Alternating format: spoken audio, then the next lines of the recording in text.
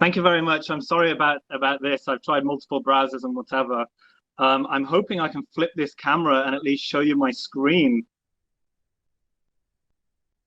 Oh, yes, I think I can. So I'm afraid that I'm a little bit disorganized here, and I'm going to have to use the camera to show you what I'm looking at, but hopefully it'll be clear and you'll get the idea. If you don't mind, is your presentation on Google Sheets? Or sorry, Google Slides? I wish I was that organized, I'm afraid, but I'm going to be showing you live things in the browser. Okay. Hey, that's fine. It's low res. Yeah, it's going to be very low res this time. But thanks for having me at the Good Vibes Media Conference, to Alan and everybody. We, of course, have had to swap these gas masks for pandemic masks in the space of just a few weeks. So, and we were doing COVID before it was cool. So quite a shock to the system and our team. But luckily, we've always had a head start in working remotely. And it's not quite been a month off. We had a week or two just in January, and we're about to go into another week or so now, where we have basically been accredited as the equivalent of a US charity. We've launched a code of ethics. We've been recognized by NewsGuard as meeting their credibility guidelines. We've joined Nexus Lexus and MSN to redistribute our news. We have produced our annual report and transparency report. We're cobbling together this new website through Newspack, which is backed by Google and others.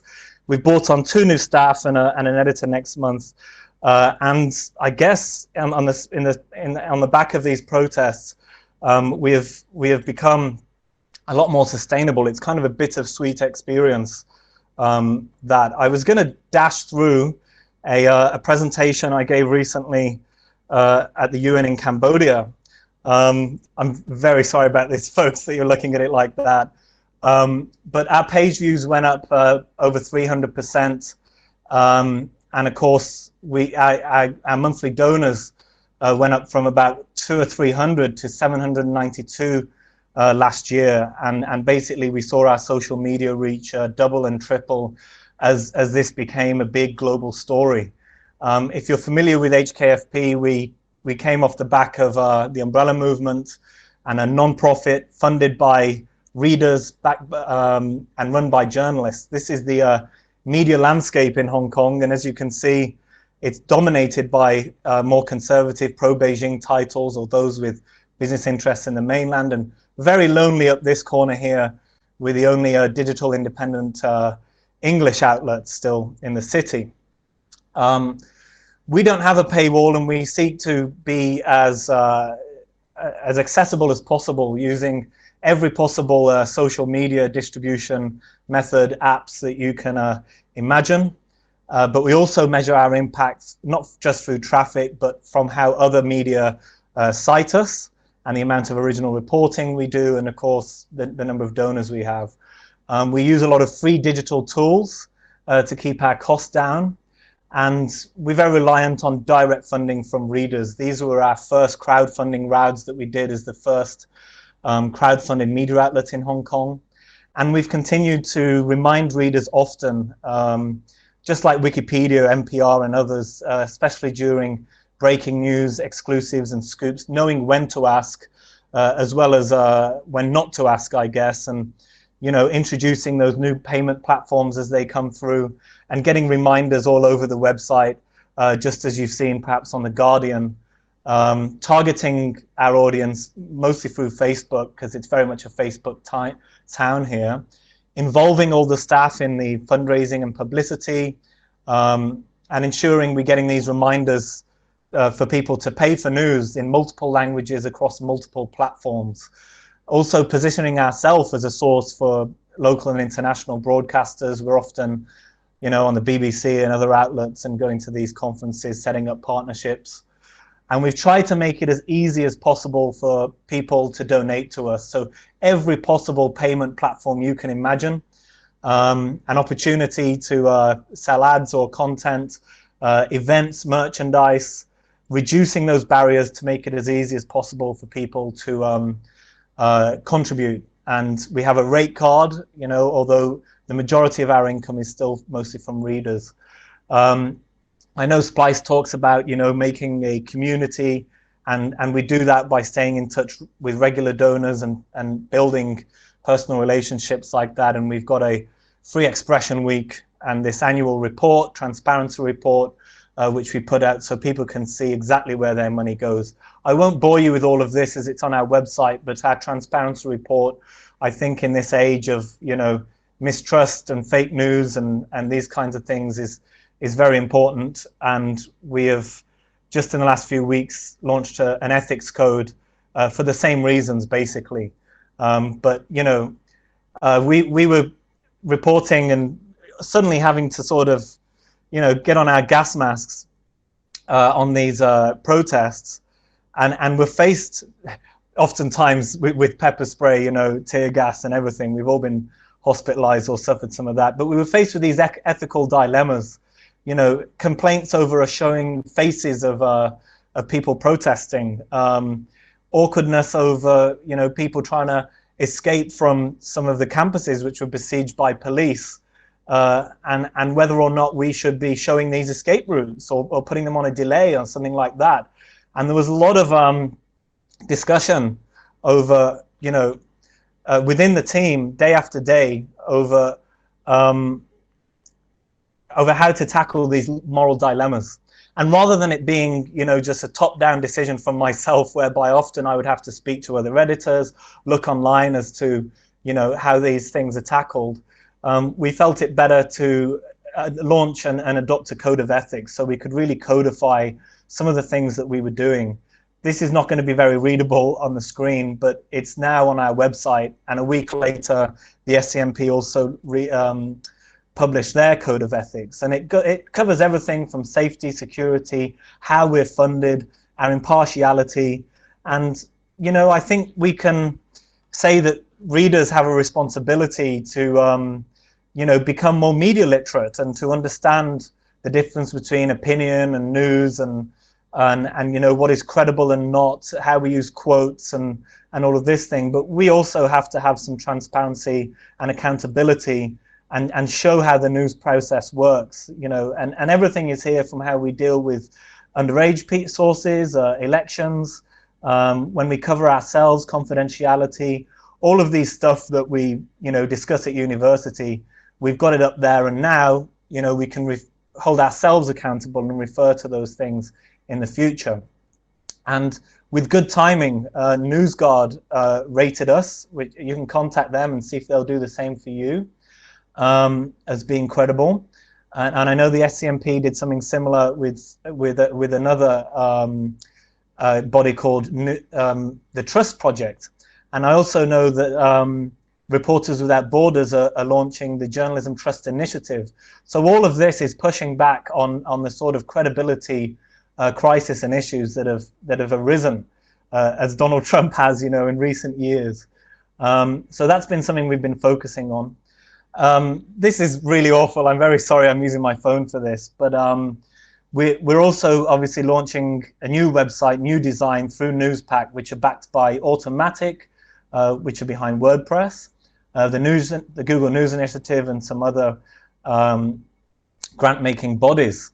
So we're going to end up with, and we're paying for it, by the way. It's $1,000 a month, but we'll have they will control all of our web presence with a highly customizable homepage, responsive web design, everything any news outlet has wanted on their wish list, from Google AMP to Facebook instant articles, integrations for Apple News and everything else, and your newsletter, all ready for A/B testing, SEO and advertising friendly. Let me show you what our homepage will look like when we launch. And basically, it's all block-based with WordPress's Gutenberg sort of engine. And it's a lot cleaner and more responsive and highly customizable. We can have super full-width sort of photography and journalism, and you really feel that it's built for news. And you can really splash and customize big, multimedia projects, as you might have seen on New York Times and other outlets. So I'm still exploring, different corners of the Newspack product, but it is actually open source and anyone can adopt it at any time. But we're also buying the expertise that comes with it. At the same time, we have relaunched our branding, and this is very awkward to do holding a phone. But if you look at the Guardian, they are also ensuring that there are reminders across the site to donate. We've got new color schemes, banners, and we really wanted to differentiate between our different sections so that people understand when something is opinion and when it's hard news. So we have a lot of new design elements there. So it's going to look a lot more slick. Other things that we've been doing recently, we have launched a corrections and fact-checking policy alongside our code of ethics. And we were recently recognized by NGO Source as the equivalent of a US charity. But if you'll forgive my cack-handed presentation, I should leave a few minutes for questions if there's any. I have a question, Tom. Yep. First of all, not cack-handed at all. I mean, this was, you're so on brand. Thank you for being low res.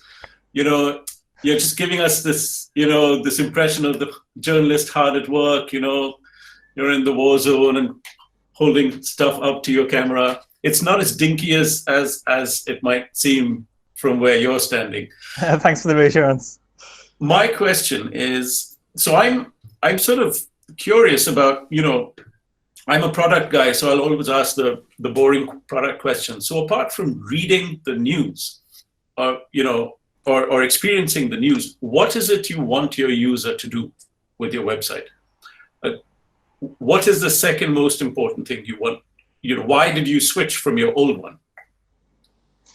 Well, I have to say our reason, it's not particularly revolutionary that we have extra things in mind, other than, you know, enticing people, I suppose, to donate and pay. Of course, we have no paywall, but this is more about ironing out issues whereby, you know, WordPress really is historically felt like a blogging website, and design terms on the front end, it can often look like that.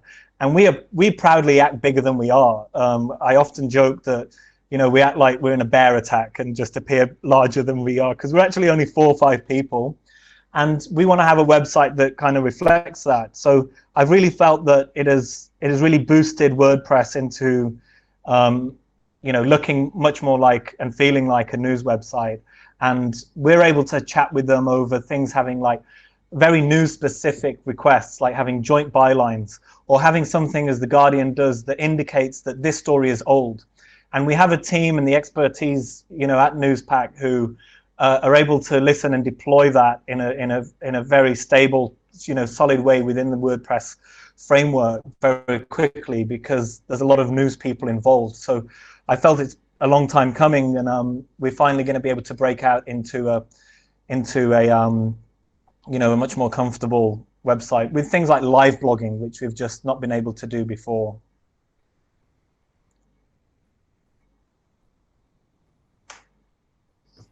Right. Do we have any more questions for Tom? I might piggyback, Rashad, on your question in terms of what do you want your users to do. Tom, instead of redesigning the website, I'm pretty sure there are templates that are already available on WordPress, but what was some of the user research that you did in terms of like designing the website itself? Well, this is the thing. It's tough for me to answer, you know, this kind of question, because what Newspack is for is that it is basically taken all of that decision-making, the research and expertise out of the equation for small newsrooms. We're now trying to do that with our Google grant when it comes to cracking the funding question. Because when I started doing this, you know, as a former blogger and someone who just graduated from a journalism degree, I had to admit I was not a business person. I didn't know anything about funding, and I certainly was not a developer or coder or knew anything about design or A/B testing or all of these workflows that big news outlets may research when they're doing that. So the answer to your question is that we specifically don't. because Newspack has taken out that heavy lifting, and they are basically approaching newsrooms across the world, and I think there's been over 100 bought online already, and they're saying to them, you obviously don't have the capacity, you know, to worry about this and to deal with this. Let us take out all of the technical issues that you have suffered with for years, which I certainly have, because like I say, not a coder, and they will take on that burden. And there is a fee, but the entire idea is that we are actually take that decision making out of the equation. It is customizable, but again, you are still within a framework that they have sort of invented, researched, and maintained for us. Thank you.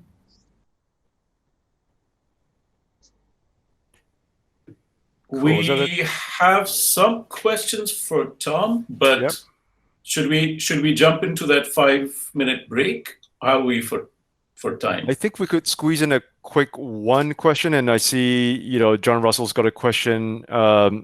Who are your typical donors? If you could make that nice and quick. And one quick line of praise, Tom, if I may. Vishal left a bit of a drive-by comment. I think he jumped off, but he says HKFP looks amazing, and you guys are doing a great job. Vishal was one of our. Oh, God bless us, everyone. Thank you very much. We need to hear it.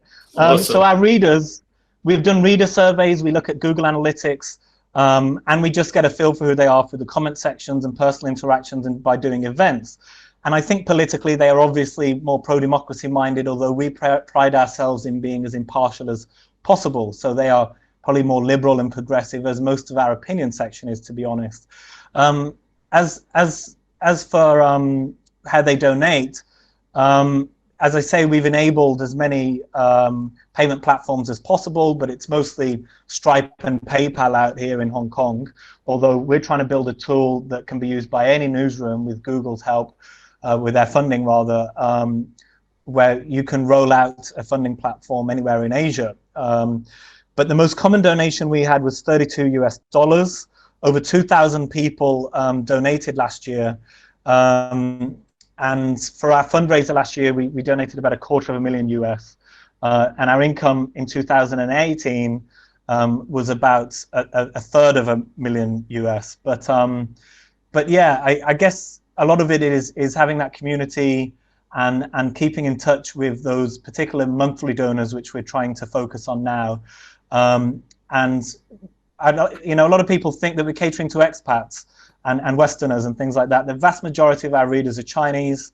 A lot of them don't speak Chinese or an ethnic minority community in the city. And there's also the Chinese diaspora. About 1/3 of our audience is in America, and the final third is in the rest of the world. So I think we're also catering to a lot of people who are interested in what's happening on the doorstep of China here. You know, the Hong Kong story, the city of resistance.